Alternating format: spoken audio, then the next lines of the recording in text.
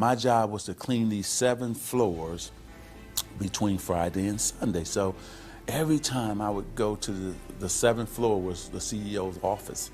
So I would bust in like I was the CEO. I'm dreaming like I'm the CEO now.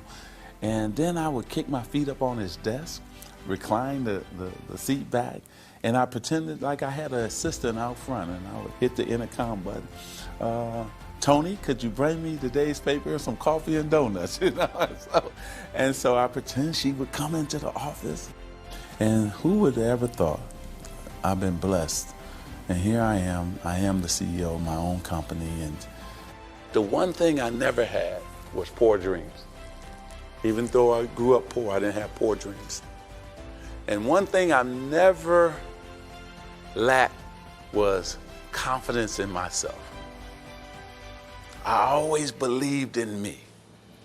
Always. And the one thing that I could control is my work ethic and my work habits. First one in the gym, last one to leave.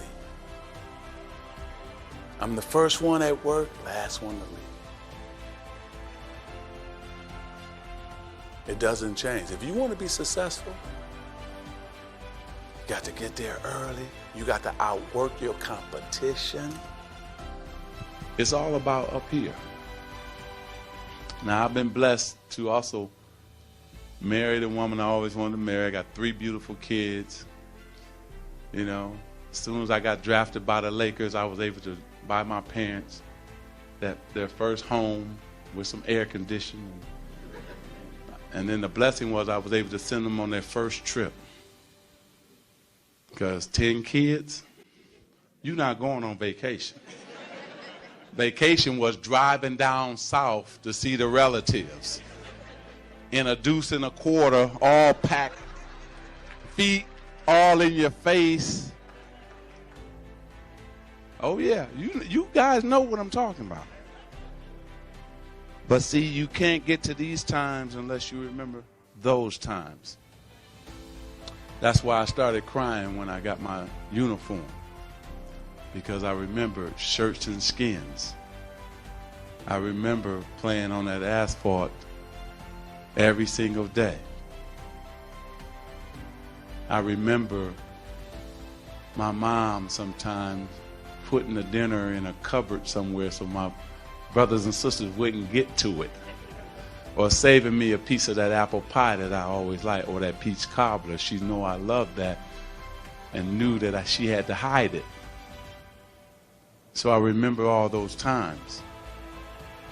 And now the blessing for me is making sure somebody else gets blessed by my presence, by my businesses. And that's what I'm all about now. See?